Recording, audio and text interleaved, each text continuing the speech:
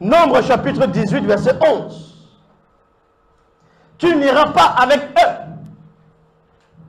On a envoyé une délégation pour aller s'adresser à un puissant prophète connu sous le nom de Dabato. Dans les Bibles classiques, on l'appelle Balaam. Et toujours dans ces versions qui n'ont pas de sens, on vous dit que le peuple d'Israël a tué Balaam, a tué le prophète Balaam, à cause d'une révolte. Parce que, selon les Bibles classiques, Balaam a poussé le peuple à aller contre le faux Dieu Yahvé, Adonai, Jéhovah, Elohim l'Éternel. Mais dans la vraie version, il est dit ici, tu n'iras pas avec eux. Lui dit Moutatedi. Moutatedi est celui qui guide et qui intronise les initiés. Tu ne maudiras point ce peuple, car je l'ai béni. On donne une recommandation au prophète. On s'adresse au prophète, là, directement. Il ne ressentait pas des sensations. Balaam, donc, Dabato, qui veut dire manger les gens. Pourquoi manger les gens? On expliquera après dans les questions-réponses. Verset 14. Le roi Pimba. Pimba qui veut dire, on va dire, perdu, jeté. Voilà comment ce roi était face au verbe de Loba. Envoya une nouvelle délégation plus nombreuse et plus importante que la première fois. C'est-à-dire, on essaie de séduire, soudoyer le prophète avec une petite délégation. Ils ne vont pas réussir. Ils reviendront encore plus tard avec une autre délégation qui a plus d'intellect. Et c'est comme ça que les démons agissent. Quand un démon sort d'une personne, on nettoie la personne. Le démon va chercher d'autres démons encore, plus nombreux et plus puissants que lui. Et c'est ce qui se passe quand tu n'es pas selon le verbe de Loba. Ça veut dire que quand tu veux lutter contre le verbe et que tu n'arrives pas à terrasser celui qui a été mandaté, celui qui a été établi avant la création du visible, les gens vont aller chercher des alliés un peu partout.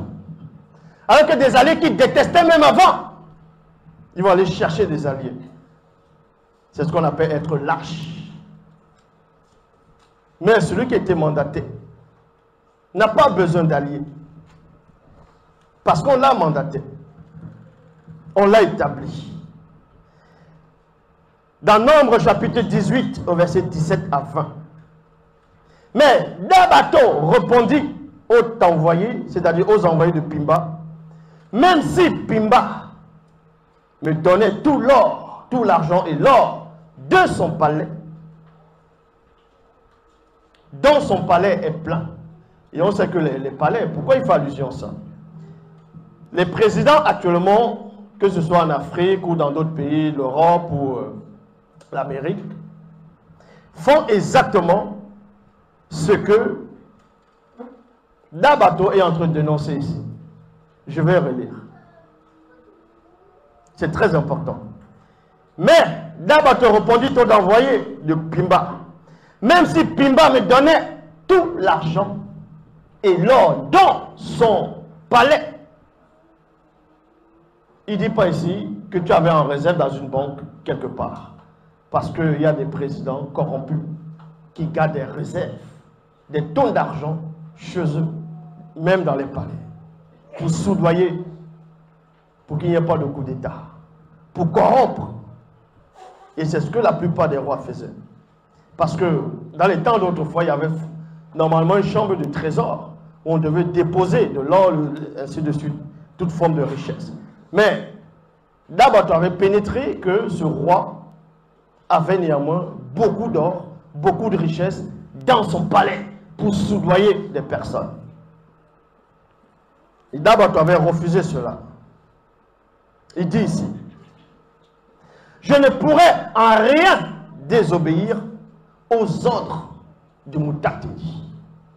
Moutatedi n'a pas conversé avec Dabato pour dire est-ce qu'il lui a donné un ordre. Parce que si il désobéit à son ordre, il va fermer la porte. Parce qu'un Moutapeda Moundi, c'est quoi? C'est celui qui parle de la part de l'esprit et pour l'esprit. Il se tient à la brèche entre deux mondes. Le monde visible et le monde invisible. Donc un Moutapeda Moudi n'est pas n'importe quoi. Quand on voit des rigolos qui se lèvent un peu partout avec des costumes, des cravates, ils se disent, et ils affirment qu'ils sont des pasteurs. On va même dire des prophètes. Et plus que des prophètes. Et on porte les Bibles, ils sont contents. Ils disent qu'ils sont prophètes, ils ne savent même pas c'est quoi d'être un prophète. Quand on devient un prophète, on a l'esprit du prophète en soi. Dans Zouloula et en Côte d'Ivoire, là il y a beaucoup de faux pasteurs qui crient un peu en route, qui perdent les foi. On dirait le peu qu'on a entendu égorger. Pourtant, restez ici cette nuit vous aussi, et je saurai ce que Mouta dit veut encore me communiquer. C'est-à-dire que quand Mouta te donne un ordre, ne rajoute rien dedans. Ne réfléchis pas. Si tu n'as pas compris, pose la question à Mouta te dit. J'ai pas compris. Ne dis pas oui, après tu dis, bon, qu'est-ce qu'il a dit? Bon, je pense qu'il a dit ça. Ça veut dire que tu sors déjà du chemin. Dabato, néanmoins, il a reçu l'ordre de Mouta te dit. Il a dit qu'il ne va pas désobéir, mais néanmoins, restez là. Je vais encore demander à Mouta te dit s'il peut changer d'avis. En ce moment, il était déjà sur le chemin de l'égarement. Il était sur le chemin de la désobéissance. Parce que Mouta te dit ne va pas se renier. La parole qui sort de Mouta te dit, c'est toujours Mouta te dit. Il faut comprendre cela. Ce n'est pas la parole ici où tu parles, tu entends après le son, il s'en va et c'est fini. Donc, quand Dabato a voulu rajouter une parole dans la parole du Mouta, c'est là où Satan a profité. Satan a vu la brèche, l'ouverture. Il a dit, ça c'est mon moment. Il n'a pas dit à un démon, va. Parce que le démon ne pouvait pas se mesurer à Dabato. Sinon, Dabato allait le manger spirituellement. Il ne pouvait pas envoyer un Namololma Bungoulane. Car Dabato était prêt. Parce qu'il a vu Mouta te dit. Quand tu parles à Mouta te dit face en face, il n'y a que Satan qui peut venir prendre l'apparence du Mouta te dit. Parce que si un autre esprit qui est inférieur à l'image du Mouta te dit vient, on verra l'anomalie directement. Ça, il faut comprendre cela. Durant la nuit, Satan, le Moudima Bobé, le mauvais esprit, vint sous l'apparence du Mouta te dit. Donc l'entité de lumière dite à Dabato. Il a pris l'image d'un esprit familier. Et pourtant, nous savons, et vous savez que les esprits familiers existent déjà. Il y a des démons familiers. Mais s'il envoyait un démon familier, Dabato, comme je dis, allait le manger spirituellement. Donc Satan, il vient. Il dit non. Il dit à ces gars, restez là. Moi, je vais y aller. Observez, regardez. Regardez le maître à l'œuvre. Il descend, il prend l'apparence du Mouta te dit. Il a pris cette apparence, pourquoi? Parce qu'il avait déjà fait ça dans le passé. Il se dit, si j'ai fait cela à Panguissé, qui est l'héritier direct de Moto, il est tombé. Toi, Dabato, t'es qui? Même si tu es prophète, Panguissé est bien plus puissant que toi. Si j'ai fait ça à Sango, il est tombé dedans. Toi aussi, tu vas tomber. Donc, Satan, il ne change pas sa façon de voir les choses. Mais il change seulement les tactiques en fonction de l'adversaire.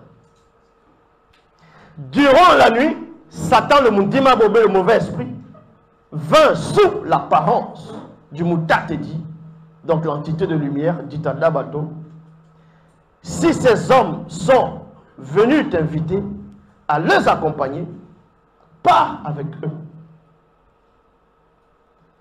Pars avec eux. Si ces hommes, là vous allez lire, vous allez penser que c'est une petite conversation. Quand Satan vient parler à un prophète, il prend le langage du prophète. Quand il vient parler à un roi, il prend le langage soutenu du roi. Maintenant, quand il parle à quelqu'un qui a parlé à Moutatedi, il veut rester dans les mêmes sphères que Moutatedi, que les propos du Moutatedi. Cependant, il y a virgule. C'est là où on voit la touche de Satan ici. Quand il dit cependant, tu devras faire uniquement ce que je t'indiquerai. Voilà comment Satan il agit. Quand Dabato entend cela, il se dit, ah, c'est Moutatedi. Il se dit, c'est Moutatedi. Il prend à peu près le même raisonnement sur l'apparence trompeuse. Il prend à peu près les mêmes phrases. Il se dissimule derrière. Les gens vont me dire même, comment se fait-il que Moutatedi va parler à Dabato avec une voix que Dabato va pouvoir capter, c'est-à-dire capter la fréquence. Et Satan revient parler à Dabato avec la voix. Il aurait pu savoir que mais ça, ce n'est pas la voix de Moutatedi. Mais Satan n'est pas n'importe qui. C'est un chérubin jadis ouin qui a participé à la création du visible. Il était là avant que les multivers ne soient manifestés. Donc il sait ce qu'il doit savoir. Et ce qu'il doit savoir, l'homme ne le sait pas. Mais nous, nous savons. Si ces hommes sont venus t'inviter à les accompagner, pars avec eux. Point. Cependant, tu devras faire uniquement ce que je t'indiquerai. Au matin, Dabato scella son ânesse et partit avec la délégation. Chapitre 19, verset 1. Le départ. Le départ. Qu'est-ce qui s'est passé ici? Le départ va symboliser quoi? Quand on dit dans le verset 1 de Nombre 19 dans la Bible, le départ de Dabato. Départ, pourquoi? Les gens vont dire, oui, le départ c'est pour accompagner les gens. Mais on voit d'abord dans le plan spirituel. Le départ, ça veut dire que il va sortir du chemin. Il va aller dans un autre sens. Donc, c'est le départ de la position où il était. Là où Moutatedi lui a parlé, c'était un endroit. Il est sorti de cet endroit. C'est pour ça qu'on dit le départ dans le spirituel, il a quitté ce lieu.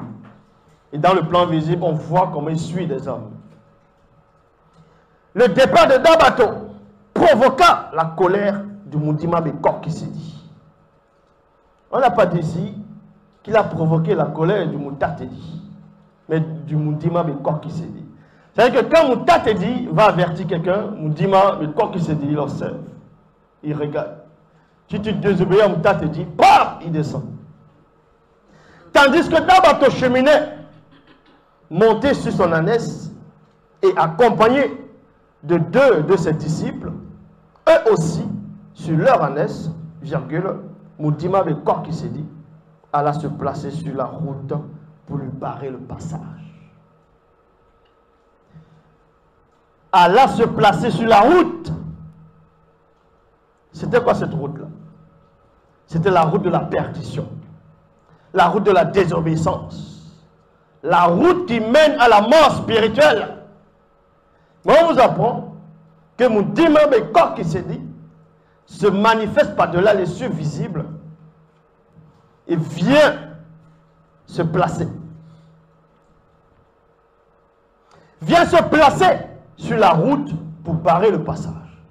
C'est-à-dire qu'il a le pouvoir d'aller sur n'importe quelle route, sur n'importe quel chemin. Ce n'est pas parce qu'il va poser ses pieds sur le chemin de la perdition qu'il va se perdre. Il ne peut pas se perdre. Ça veut dire, il est allé dans le lieu où Balaam se trouvait, dans l'égarement. Mundima Bekor qui s'est dit, s'est placé là-bas. Et les démons qui agissaient, Satan voyait la scène. Il ne pouvait pas dire recule-toi. Il s'est caché. Il s'est caché, il s'est fait tout petit. Chut, attention. C'est Moundima Bekok qui s'est dit. Donc, ils restent tranquilles. Ils observent la scène. Et dans 1 Samuel, et on sait ce qui s'est passé après.